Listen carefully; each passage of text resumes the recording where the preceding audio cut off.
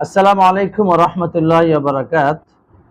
টাকা ভাঙতি দিয়ে অতিরিক্ত টাকা গ্রহণ করা বৈধ হবে কি? আমরা অনেক সময় দেখতে পাই যে কিছু লোক আছে টাকা ভাঙতি দেওয়ার ব্যবসা করে।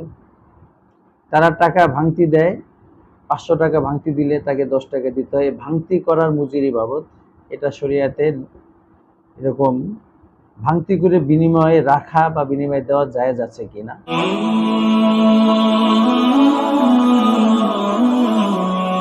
এর উত্তর হলো টাকাকে টাকার বিনিময়ে যে আমরা ভাঙতি করে দিচ্ছি এটাকে শরিয়াতের পরিভাষায় বাইয়ুস সরফ বলে, বা কারো টাকাকে ভাঙতি করে দেওয়া।